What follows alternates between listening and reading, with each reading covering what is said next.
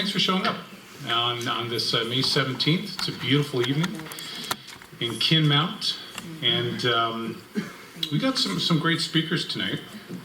Those who don't know me, I'm Marc, the guy at the top there. I own the feed store in Minden, and this is Andrew McGilvery. He's kind of like my co-host here. And he's a busy guy. So we got three great speakers besides Andrew and I tonight. We have Joanne Johnson, who was here last week, or last month, I guess. So you heard Joanne speak. You know, she's entertaining. And she's going to talk about Circle of Life, from worms to chickens to the garden. Pretty cool. She's got some pictures to back that up too, by the way. Then we got Miriam up here in the front row. She's going to talk about operating an apiary, honeybees, producing honey, keeping bees. And we also got Lee from Galert Garden Farm sitting at the very back, right in the middle, as far away from this microphone as possible, I imagine. He's not shy. And Lee volunteered to talk about growing sweet potatoes up here. We sell Lee's sweet potatoes, his seeds and stuff at our store, and sweet potatoes are more of a southern plant, so it's a challenge to grow them up here, and he's got all the wisdom and knowledge you'd ever want to know about sweet potatoes and growing them up here. And I think you're going to be selling some tonight too, Lee? Yeah, so we're going to sell some, and money going to go to the Kinmount Food Bank, by the way. So, and Steve, our videographer, director, producer, I guess, asked me to ask you to keep questions to the end of the presentations, so we have a better flow when we're putting this in video. Yes, John, you had a question? Why? For editing purposes, I believe. So, so there's a few things I wanted to talk about. One of the first things, and this is very interesting. So one of my customers, Jason Yendes, and his wife Samantha, they come here. They're not here tonight for some reason, but they come to these events. And she's a university student at Trent University. She's working on her Master's of Sustainability, kind of coincidental, eh? And she's working on her thesis. And the question that she's posed is, do homesteaders provide a benefit to sustainable agriculture in terms of biodiversity and maintaining community connections? I think we'd probably say, yeah, I think so. At least we all believe so here, right? Otherwise we wouldn't be here.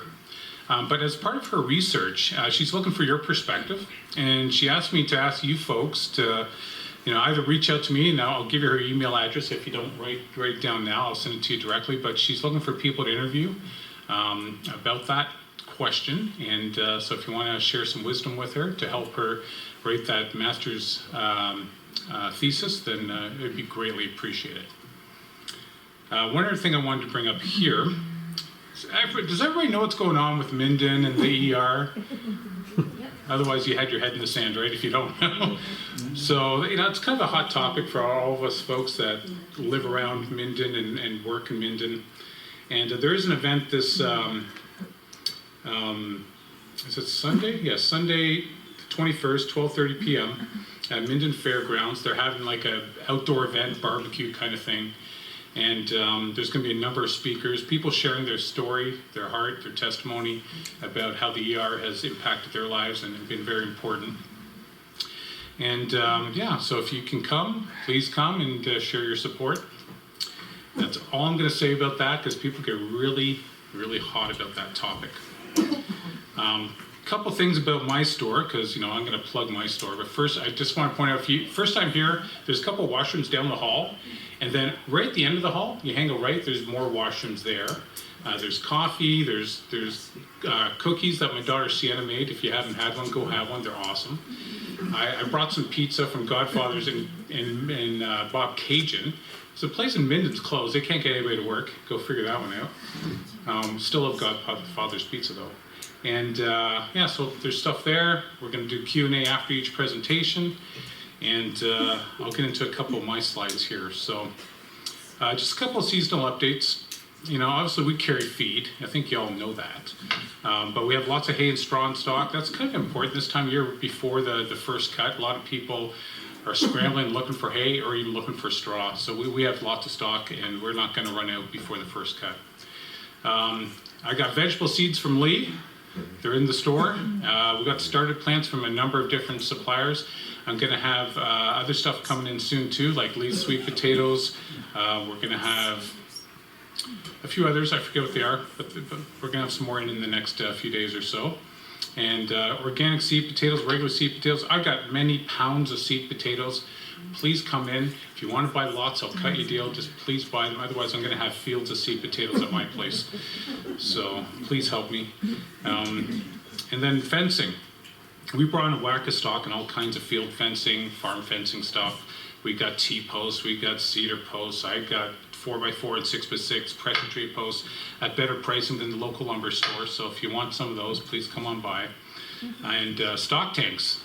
I got a bunch of these in. These big round ones, 6 foot by 2 foot.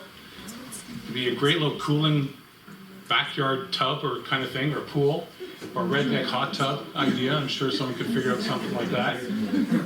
We're going to use one for baptisms here at the church, by the way, which is pretty cool. I also got a skid in special pricing on stall mats, 4x6 stall mats. Has anybody ever used those before for flooring for horses?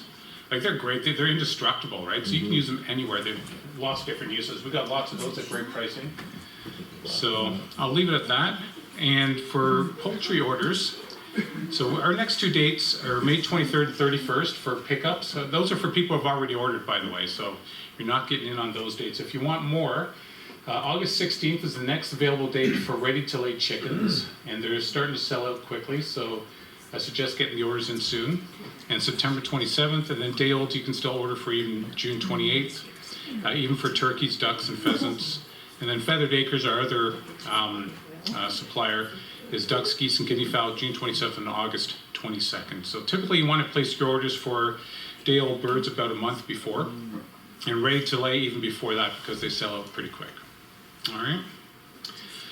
And last plug for my business is our buy 12 get 1 free poultry feed program, which if you don't have a card already and you shop in Minden, you should get a card.